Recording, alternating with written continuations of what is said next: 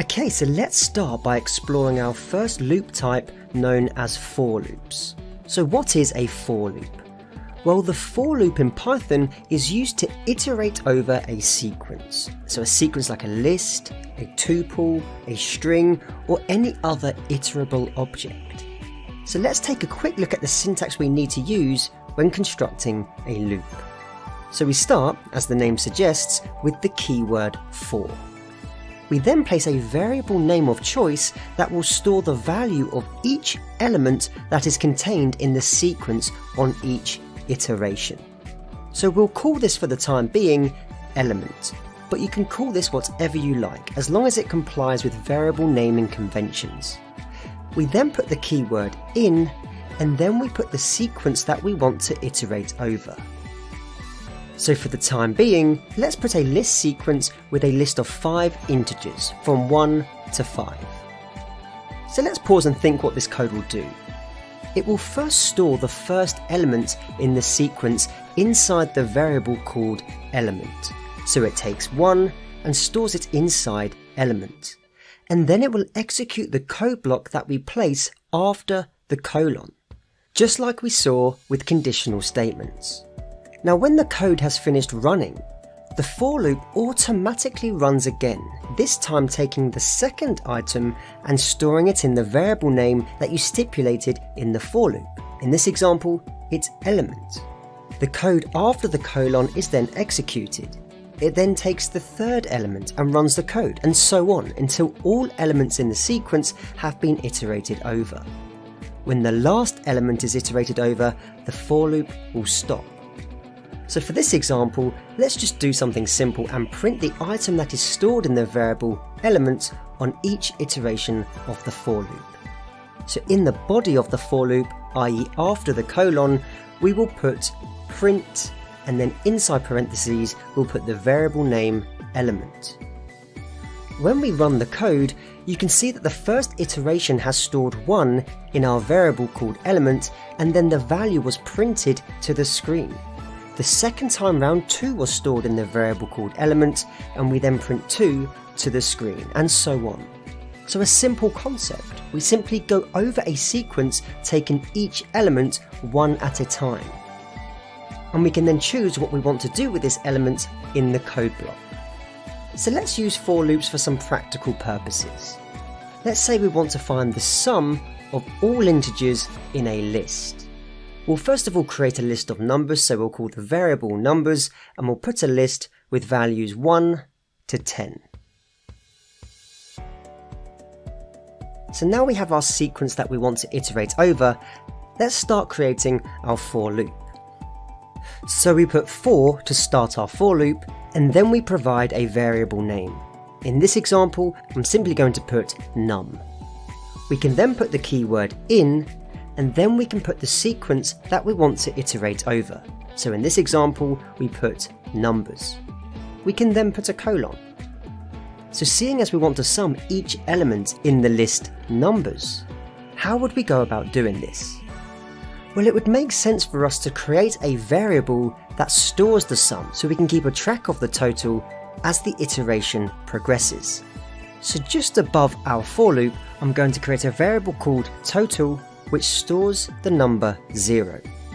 Inside of the main body of the for loop, I can now put total equals total plus num. Now what this will do on the first iteration is it will take the value total, which stores 0, and then it will add num to it. So on the first iteration, it will add 1 to 0, and then total would store 1. On the second iteration, total is now 1, and it will add the value stored in num, which we know would be 2. So 1 plus 2 would give us 3, 3 would be the value stored in total. On the third iteration, we then have 3 plus whatever is stored in num, which we know would be 3. So we end up getting a sum of 6, and we continue through the for loop. Now we've seen this syntax before, and we know there's a more efficient way of writing this, so we can actually change this to be total plus equals num, which will simply add the value stored in num to the value that is stored in total. So after this for loop, if we put print and then inside parentheses we just call the variable name total, you can see that when we run the program we get 55 returned. So we've used a for loop in order to sum all the values in a given sequence. Now we've previously touched upon a built-in function called range, which enables us to generate a sequence of numbers. So for example, if we put range brackets 10, it will generate numbers from 0 to 9, i.e. it produces 10 numbers. Now if you remember, we can also define the start, stop and step size within the range function. So if we wanted numbers 1 to 10, we could put range brackets 1 as the starting number, 11 as the stop number, as we know we go up to but not including that number, and if we wanted to see every odd number we could put comma 2, which would then start at 1 and bring back every other number. But for the time being we'll leave this range function as 1, 11.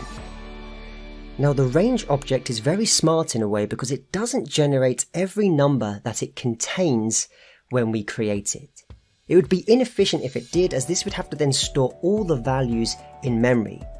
What the function does is simply remembers the start, stop and step size that you stipulate in the function call and generates the next number on the go. So in our previous example, we've used a list and we've manually entered the numbers. If we now try to utilize the range function, we could put something like for num in, and then we can put the range of numbers using the range function that we want to generate. So we'll put range brackets 1, 11. We can then put a colon.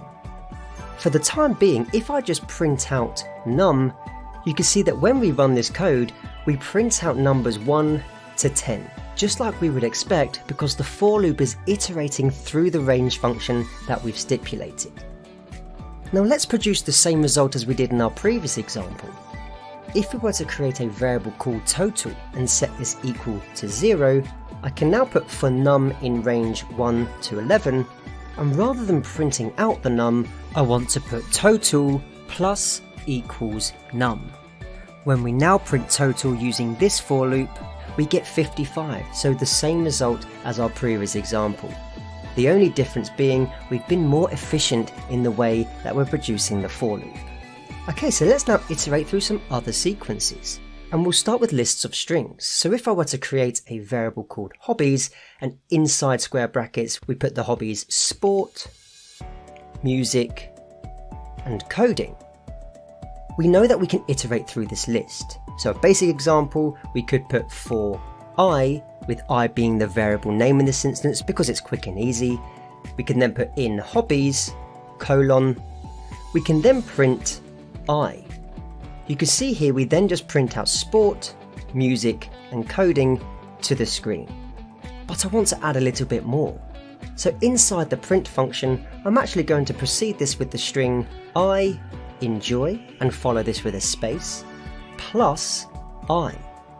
Now what this will do is on each iteration it will print out I enjoy, and then it will add each element that's stored in I on each iteration of the for loop. So we now get I enjoy sport, I enjoy music, and I enjoy coding. Now to really understand the concept and to mix different functions that we've seen so we can really get a grasp of the data structures that we're working with, how else have you been able to access elements in a list? Now if you're thinking, I know we can access elements in a list by indexing, you would be right. So how can we use indexing in this example? Well, if you remember, if we put hobbies and then a set of square brackets and then put 0, we access the value sport. If we change this to 1, we access the value music. And 2 would give us coding. So theoretically, if I were to print out hobbies and then put square brackets, we would want to iterate through numbers in order to access the values in the list. So let's think about this. How do we generate numbers from 0 to 2, which would be our complete list? Well, I could use the range function. So I could put for I in range, and then inside the brackets I could put 3. seeing as that would generate a range of numbers from 0 up to 3 but not including, so from 0 to 2. But what if we didn't know how many items were in our list? What function can we call to give us the amount of items in a list? Now we can use the len function. So inside of the range function, we know we want to get the value 3, but that's because we have a small number of items to count. But if I were to put len brackets hobbies, what this will do is generate the number 3 for us because the len function counts the amount of hobbies in the list. So we now have for I in range brackets len brackets hobbies, we can then put the code we want to execute. So we could print something like I enjoy with a space, and this time we can plus our indexing. So we could put plus hobbies open square brackets, and for the time being I'm just going to put 0. Now if I do this, you can see that we print I enjoy sport 3 times. But because we know the variable I in this for loop will change from 0 to 1 to 2, if I change 0 in the square brackets to bi, we now print out I enjoy sport, I enjoy music, I enjoy coding. So we're using a combination of data structures, built-in functions, and for loops to generate dynamic output. Now unsurprisingly, we can do the same with strings. This time let's do a different example. Let's say we wanted to count the amount of letters in a given sentence. So if I create a sentence which will store in a variable called sentence, and we put I love coding with Python, let's create a for loop to count the amount of O's we have in this sentence. So I could put for and then create a variable, so we'll call this letter, in sentence, which stores the sentence we've just created. We can then in the main body start to count the O's. Now we've learnt all the syntax we need to do this, but as you haven't seen this before, let's go through it step by step. So first of all, we need to create a conditional statement. So we can start by putting if letter is the same as the string O, then we can put a colon. So now we know for each iteration of this for loop, we're going to check each letter to see if it's equal to the letter O. And if it is, we then want to do something. So what do we want to do? Now in a similar way to how we tracked the sum in our first example, we can create a variable called count, and we'll place this above the for loop so it's defined before we start iterating. And we'll set the count to initially be 0. So in the main body of the conditional statement, which resides inside the for loop, we can now put count plus equals 1. So let's think about this. What will happen? Well, if the letter does equal O and therefore evaluates to true, then the code underneath will execute. So we will add 1 to the value that's stored in count at the time of the iteration. So afterwards we can then print to the screen how many O's there are in this sentence. So we can simply put print, and inside the parentheses we could put count. When we do this, we get 3. And if we count manually, you can see we have an O in love, coding, and Python, so 3 is the correct result. Now to make this more interesting, we could add a sentence to our print, so we could start with there are, then we can plus count, then we can plus another string which is letter O's found. Now I just want to pause for one moment. If we run this code, we will run into an error, but can you see why? Well, it's because we're trying to concatenate an integer with strings, and we can't do that. We can only concatenate strings to strings. So in order to convert this count variable into a string, we can proceed count with the built-in str function, which will convert the value 3 into the string 3. But for sentence purposes, that's absolutely fine. So now when we execute the code, we get there are 3 letter O's found.